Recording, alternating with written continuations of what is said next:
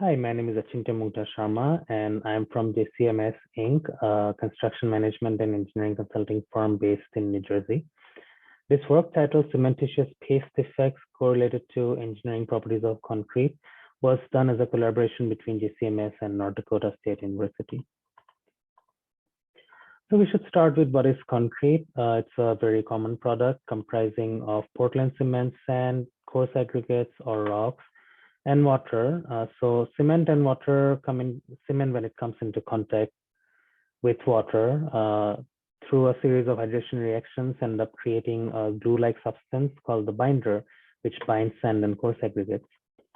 In most cases, we also see the use of supplementary cementitious materials like fly ash and slag, and chemical admixtures like water reducing agents and air entraining agents.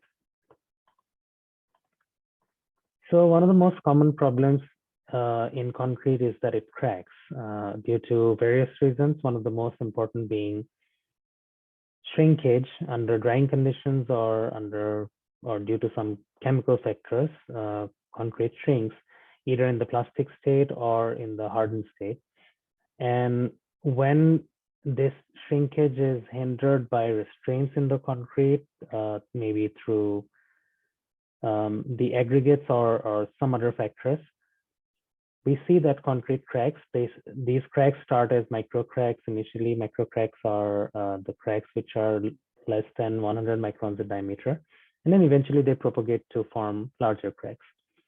These cracks are harmful to concrete because in most cases, we see that harmful chemical ions like chloride and sulfate, they dissolve in pore fluid and find their way into the concrete and form expansive compounds, thereby compromising the serviceability of concrete structures. So the goodness or the wellness of concrete is determined by its durability. So durability and shrinkage are important factors to be considered in concrete. We actually did some work by making changes in the cementitious system, and we tried to develop concrete which was durable and at the same time resistant to shrinkage and then eventual cracking. We also found that cement paste is most vulnerable to cracking under shrinkage as compared to coarse aggregates. Now, there are several tests that are performed in the field as well as in the lab during construction in order to determine quality control and quality assurance of concrete products. The ones that we are mostly interested in are drying shrinkage under restrained and unrestrained conditions and electrical resistivity.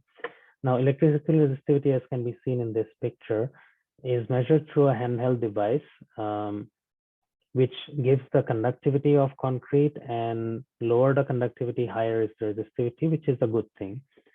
Resistivity is an indirect measure of the ability of the concrete to resist the ingress of harmful chemical ions like chloride and sulfate.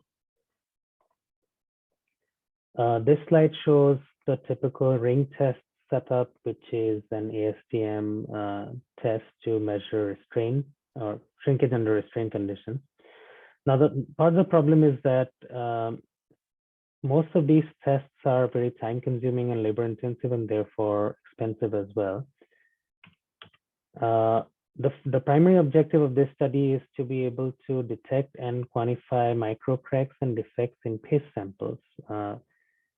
We have highly qualitative and expensive techniques like scanning electron microscopy or SEM and TEM, which are very expensive.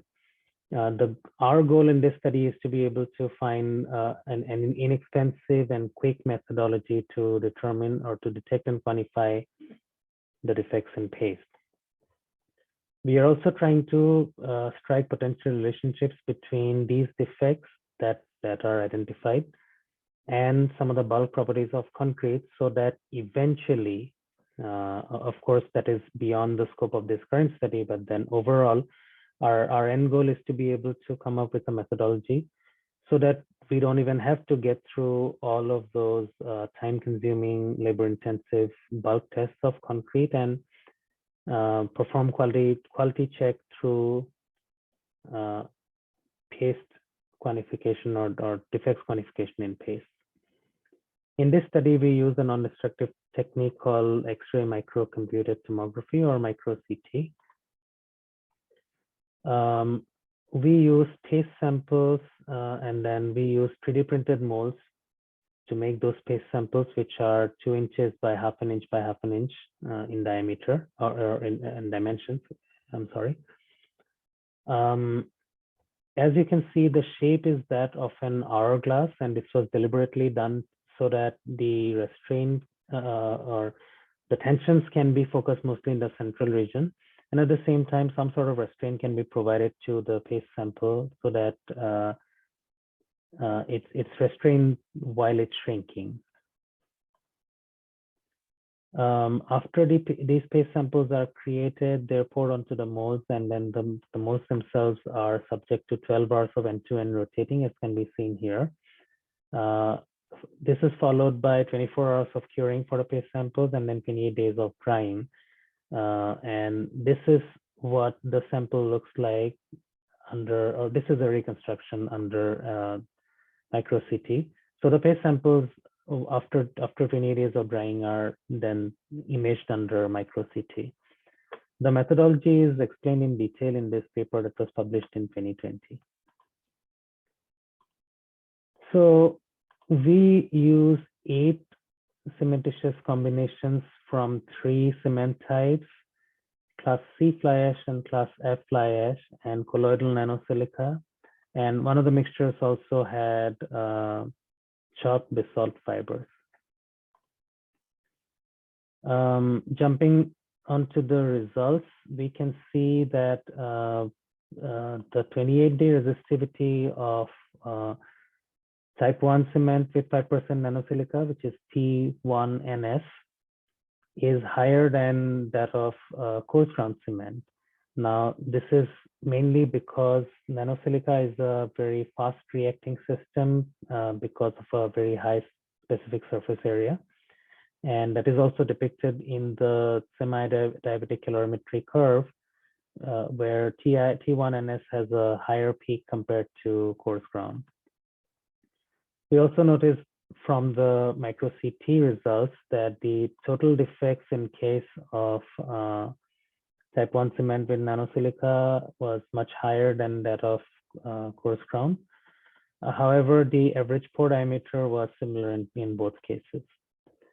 We also looked at the pore size distribution or the diameter range of the 8 samples or the 8 mixtures. And then we noticed that type 1 cement with nanosilica had a higher diameter range as compared to, or a wider diameter range as compared to coarse ground.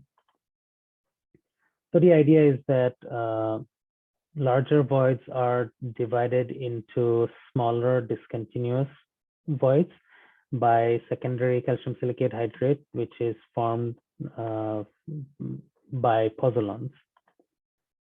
So we also found some correlations between total defects and the slope of the calorimetry peak, and these correlations are different in case of mixtures with supplementary cementitious materials and those without. We also saw some relationships between the total defects through micro-CT and the average stress rate. Now, average stress rate is a measure of drying shrinkage as measured through ring test. In conclusion, we can say that there were correlations between paste defects and durability of concrete. And then the frequency and distribution of paste defects had a correlation with resistivity of concrete. For future work, we are trying to provide more statistical models to validate this study further. We'd like to acknowledge US Department of Energy and these others. Thank you.